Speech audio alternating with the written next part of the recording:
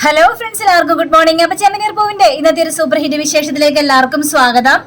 അങ്ങനെ നമ്മുടെ നീലിമയാണെങ്കിൽ സച്ചിയുടെ നല്ല അടിപൊളി ഫോട്ടോ ഒക്കെ എടുത്ത് കൊടുക്കുകയാണ്. അപ്പോൾ എങ്ങനെയുണ്ട് സച്ചി, നോക്കിയ ഫോട്ടോ എങ്ങനെയുണ്ടെന്നൊക്കെ നോക്കി കഴിഞ്ഞപ്പോഴേക്കും മേഡം അടിപൊളിയായിട്ടുണ്ട്, ഇത് ഏതായാലും രേവതിയെ കൊണ്ട് എനിക്ക് കാണിക്കണം, രേവതിക്ക് ഭയങ്കര ഇഷ്ടപ്പെടും എന്നും പറഞ്ഞുകൊണ്ട് സച്ചി കാറി കയറി പോവുക.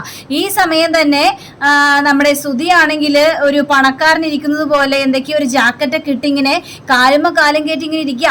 അപ്പോഴേക്കും ശ്രുതി വന്നിട്ട് അയ്യോ, ശ്രുതിയുടെ ഗെറ്റപ്പ് നല്ല അടിപൊളി ഗെറ്റപ്പൊക്കെയാണ് കേട്ടോ. ഏതായാലും നമുക്ക് ഈ വീട് മേടിക്കാൻ പറ്റിയത് വലിയൊരു ഭാഗ്യം തന്നെയാണ് ശ്രുതി. എല്ലാവരുടെ മുന്നിൽ നമുക്കിനി പറയാലോ, നമ്മൾ വലിയൊരു പണക്കാരനാണെന്നൊക്കെ പറയാലോ എന്നൊക്കെ പറഞ്ഞുകൊണ്ട് ശ്രുതി അവിടെ കിടന്ന് അങ്ങോട്ട് വീമ്പ് പറയുക. ആ സമയത്താണ് ഒരു വലിയൊരു കാറ് വരിക.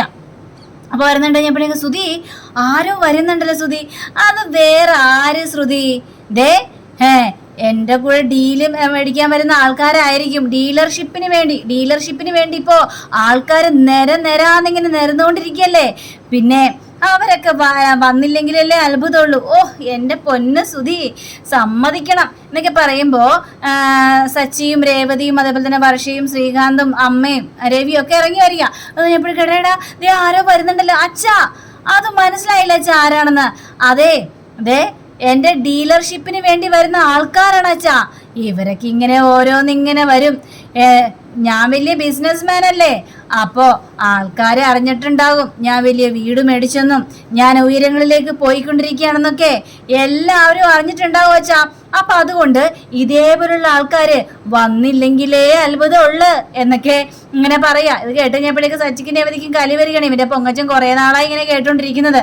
അങ്ങനെ കാറിൻ്റെ ഉള്ളിൽ നിന്ന് ഒരു മനുഷ്യൻ ഇറങ്ങാം. അപ്പോൾ അയാൾ ഇറങ്ങിക്കഴിഞ്ഞ് നേരെ ഈ വീടിൻ്റെ മുന്നിൽ വന്ന് നിൽക്കുകയാണ്.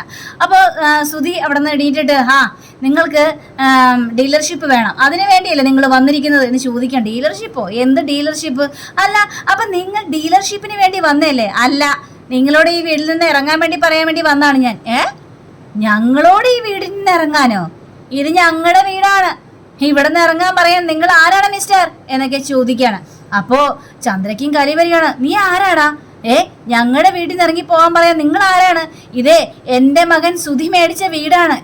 അപ്പൊ ഇത് കേട്ട് ഈ ഓണർ ഇങ്ങനെ അന്തിച്ച് നോക്കി നിൽക്കണം. അപ്പൊ രവി ആണെങ്കിൽ, അല്ല നിങ്ങൾ എന്തൊക്കെയാ പറയുന്നത്, ഞങ്ങളോട് ഈ വീട്ടിൽ നിന്ന് ഇറങ്ങാൻ പറയേണ്ട ആവശ്യമില്ലല്ലോ, ഇത് ഞങ്ങളുടെ വീടല്ലേ, ഞങ്ങളെ ഈ വീട് മേടിച്ചതെന്ന് പറയാണ്. അത് ശരി, നിങ്ങളാണ് ഈ വീട് മേടിച്ചതല്ലേ, പക്ഷേ നിങ്ങൾ ആരുടെ കയ്യിൽ നിന്നാണ് ഈ വീട് മേടിച്ചത് എന്ന് ചോദിക്കുമ്പോൾ അതൊന്നും നിങ്ങൾ അറിയേണ്ട കാര്യമില്ലല്ലോ. ഞങ്ങൾ ആരുടെ കയ്യിൽ നിന്നാണെങ്കിലും വീട് മേടിക്കും, അതൊക്കെ നിങ്ങളെ ബോധിപ്പിക്കേണ്ട ആവശ്യമൊന്നുമില്ല. എങ്കിലേ എന്നെ ബോധിപ്പിക്കേണ്ട ആവശ്യമുണ്ട്, ഇത് എൻ്റെ വീടായത് കൊണ്ട്. ഇത് കേട്ട് കഴിഞ്ഞപ്പോഴേക്കും എല്ലാവരും ഞെട്ടിത്തെറിച്ചൊരവസ്ഥയിലായി പോവാണ്. എന്താ പറഞ്ഞത്? നിങ്ങളുടെ വീടോ? അതെ, ഇത് എൻ്റെ വീടാണ്. എൻ്റെ വീടായത് കൊണ്ട് നിങ്ങൾ എത്രയും പെട്ടെന്ന് ഇവിടെ കാല് ചെയ്തോളാം. വീട്ടിൽ കയറി അനാവശ്യം പറയാൻ നിൽക്കരുത് മിസ്റ്റർ. ഇത് ഞാൻ മേടിച്ച വീടാണ്. ഞാനേ ഇതിന്റെ യഥാർത്ഥ ഓണർക്ക് പൈസ എണ്ണി കൊടുത്തായിരുന്നു, എന്നിട്ട് മേടിച്ച വീടാണിത്. എന്നിട്ട് ഓരോ കളതരങ്ങളും പറഞ്ഞുകൊണ്ട് ഓരോരുത്തർ വന്നോളും. അപ്പൊ സച്ചി നേരെ ഓടിച്ചിട്ട് ചോദിക്കണം, എന്താ നിങ്ങൾ ഈ പറയുന്നത്? ഇത് എന്റെ ചേട്ടൻ മേടിച്ച വീടാണ്. ഇത് ഇവിടെ നിന്ന് ഇറങ്ങി പോകാൻ പറയാൻ നിങ്ങൾക്ക് എന്താ അധികാരമുള്ളത്? നിങ്ങൾ ഇതിന്റെ ഓണർന്നോ? ഇവിടെ വന്ന് കള്ളത്തരം പറയാൻ നിൽക്കരുത്. ഓരോ ആൾക്കാർ ഇങ്ങനെ തട്ടിപ്പായിട്ട് ഇറങ്ങിക്കോളും. തട്ടിപ്പായിട്ട് ഇറങ്ങിയത് ഞാനല്ല, നിങ്ങളെയാണ് അയാൾ പറ്റിച്ചിട്ട് പോയത്. അയാൾക്ക് ഈ വീട് വാടകയ്ക്ക് കൊടുത്തതായിരുന്നു. അയാൾ വാടകയ്ക്കാ ഇവിടെ താമസിച്ചുകൊണ്ടിരുന്നത്. അങ്ങനെയാണ് ഞാൻ അറിഞ്ഞത് ഈ വീട്ടില് വേറെ ആരോ താമസക്കാര് വന്നു. അതുകൊണ്ടാ ഉടനെ ഓടി ഞാൻ ഇവിടെ എത്തിയത്. അപ്പൊ നിങ്ങളൊക്കെ വെറും മണ്ടനാണോ? നിങ്ങള് എന്താണ് ഏതാണ് യഥാർത്ഥത്തിൽ അറിയാതെ നിങ്ങൾ എന്തിനാ ഈ വീട് മേടിക്കാനായിട്ട് പോയത്? ഇത് എൻ്റെ വീടാണ്, ഞാൻ ഈ വീട് വിറ്റിട്ടില്ല, അയാൾക്ക് വാടകയ്ക്ക് കൊടുത്താണെന്നും പറയുകയാണ്. ഇത് കേട്ട് എല്ലാവരും തകർന്നു പോവാണ്. വല്ലാത്തൊരു അവസ്ഥയിൽ ഇങ്ങനെ നിൽക്കുകയാണ്. അനാവശ്യം പറയാൻ നിൽക്കരുത്. എന്നെ ആരും പറ്റിച്ചിട്ടൊന്നുമില്ല. ഞാൻ പൈസ എണ്ണി കൊടുത്തിട്ട് അയാൾ എഗ്രിമെന്റോട് കൂടി തന്നെയാണ് എനിക്ക് ഈ വീട് തന്നതെന്നും പറയാണ്. അത് ശരി, ഈ കാലത്ത് ഒരു കള്ള എഗ്രിമെന്റ് ഉണ്ടാക്കാനായിട്ട് വല്ല പ്രയാസമുണ്ടോ മിസ്റ്റർ? നിങ്ങൾ അതൊക്കെ മനസ്സിലാക്കണം. ഇയാളെന്തൊരു മണ്ടനാണ്. ഇയാളൊരാൾ പറഞ്ഞപ്പോൾ തന്നെ ഡോക്യുമെന്റ്സ് മുഴുവനും സത്യമാണ് ഇതാണെന്ന് അറിയാതെ കിടന്ന് തുള്ളിച്ചാടി വീട് മേടിച്ചോളൂ. എങ്കിൽ യഥാർത്ഥത്തിൽ എന്താ സത്യം എന്ന് അറിയണ്ടേ നിങ്ങൾ എന്നൊക്കെ പറഞ്ഞുകൊണ്ട് സുധിയായിട്ട് അങ്ങോട്ട് പൊളിച്ചെടുക്കുകയാണ്. നിങ്ങളുടെ തെളിവുണ്ടോ? അപ്പോഴേക്ക് സച്ചി ആണെങ്കിൽ അച്ഛ സങ്കടപ്പെടാതിരിക്കച്ചാ, പോലീസിനെ വിളിക്കണം, പോലീസിനെ വിളിച്ചാൽ ശരിയാവുള്ളൂ, ഇയാൾ കള്ളത്തള്ളിപ്പായിട്ട് ഇറങ്ങിയതായിരിക്കും എന്ന് പറയാം. ഇത് കേട്ട് കഴിഞ്ഞപ്പോഴേക്കും എനിക്കറിയാം ഞാനിവിടെ വന്നു കഴിഞ്ഞിട്ടുണ്ടെങ്കിൽ നിങ്ങൾ ഇങ്ങനെയൊക്കെ പറയുള്ളെന്ന് എനിക്ക് നന്നായിട്ട് തന്നെ അറിയാം. അതുകൊണ്ട് ഞാനേ പോലീസിനെയും കൊണ്ടാണ് ഇങ്ങോട്ട് വന്നിരിക്കുന്നത്.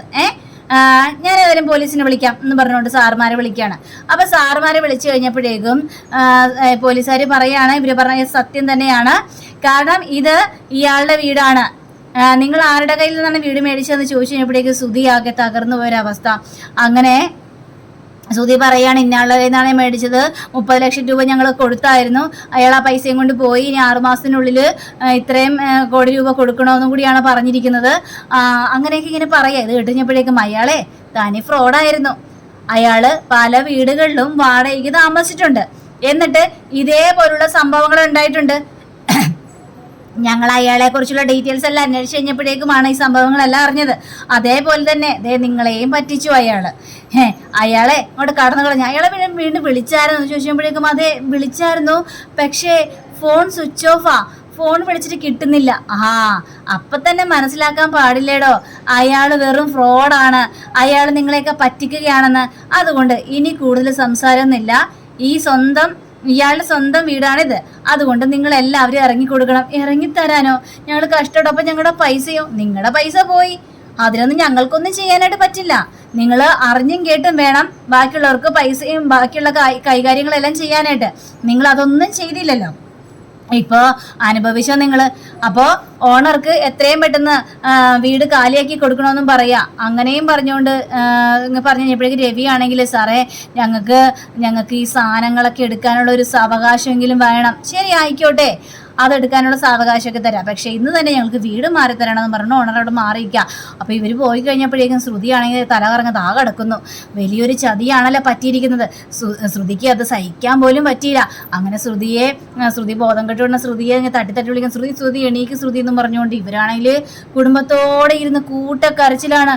മോനെ ശ്രുതി, നിനക്കിത് ഇങ്ങനെ സംഭവിച്ചല്ലോടെ, എൻ്റെ പൊന്നു മോനെ, നമ്മൾ ആഗ്രഹിച്ച് മേടിച്ച് വീടാണ്, ദൈവം 30 ലക്ഷം രൂപയാണല്ലോ പോയിരിക്കുന്നത്, ദൈവം ലോൺ എടുത്ത 30 ലക്ഷം രൂപ മേടിച്ചത്, ഇനിയിപ്പോ അതെല്ലാം എങ്ങനെ വീട്ടുമോനെ, നിനക്കൊരു ചതി പറ്റിപ്പോയെന്ന് പറഞ്ഞിട്ട് കരയാണ്. അപ്പോഴേക്കും രവിയും പറയാണ്, എടാ നിന്നോടൊക്കെ മര്യാദയ്ക്ക് പറഞ്ഞല്ലേ, ഇതിലെന്തൊക്കെയോ കള്ളത്തട്ടിപ്പുണ്ട്, അത് അറിഞ്ഞിട്ട് വേണം കാര്യങ്ങളെല്ലാം നീക്കാനെന്ന്. എന്നിട്ട് ഒരു അക്ഷരം പോലും ആരും മിണ്ടിയില്ല, പറഞ്ഞ വാക്ക് കേട്ടോ.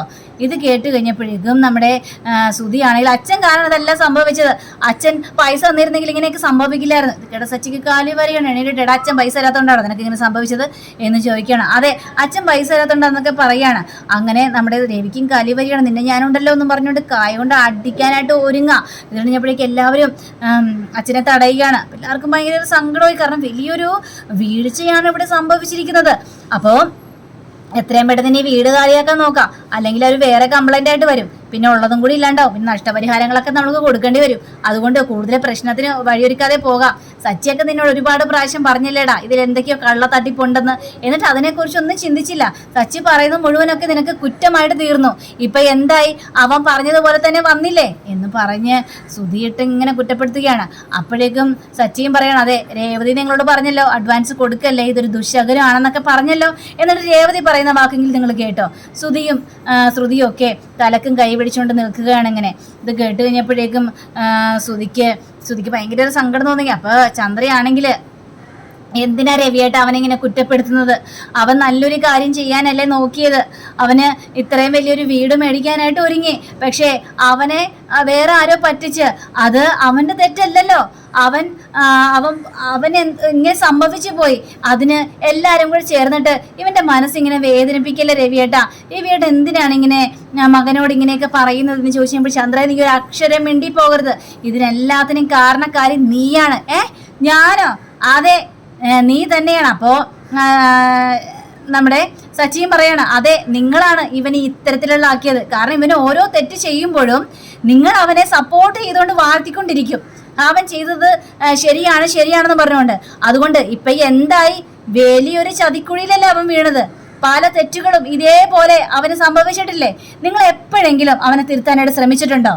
പണ്ട് മുതലേ ഇങ്ങനെ തന്നെയാണ്. അവനെ തലയ്ക്ക് കയറ്റി വെക്കും. ലാസ്റ്റ് മകൻ ഇങ്ങനെ ഒരു ചതി സംഭവിച്ചു കഴിഞ്ഞറിയുമ്പോഴേക്കും നിങ്ങൾക്ക് സങ്കടം വരാനായിട്ട് പോകുന്നത്. ഇപ്പോഴും കണ്ടില്ലേ, അവനെ സപ്പോർട്ട് ചെയ്ത് സംസാരിക്കുകയാണ്. വേറെ ആരും പറയുന്നത് നിങ്ങൾക്ക് വേദവാക്യമല്ല, അതാണ് ഇവിടെ സംഭവിച്ചുകൊണ്ടിരിക്കുന്നത് എന്ന് സച്ചി എല്ലാവരുടെ മുഖത്തടിച്ച രീതിയിൽ പറയാണ്. അപ്പൊ ചന്ദ്രയ്ക്ക് അത് സഹിക്കാൻ പോലും പറ്റില്ല. എല്ലാവരും മന്ദിച്ചിങ്ങനെ നോക്കി നിൽക്കുക. അപ്പൊ അങ്ങനെയും കാണിച്ചുകൊണ്ടാണ് നമ്മുടെ ഇന്നത്തെ റിവ്യൂടെ അവസാനിച്ചിരിക്കുന്നത്. അടുത്ത റിവ്യൂവിനെ കാത്തിരിക്കുക, സബ്സ്ക്രൈബ് ചെയ്യുക. എല്ലാവർക്കും നല്ലൊരു ദിനം ആശംസിക്കണം. നമസ്കാരം. Thank you. See again. By.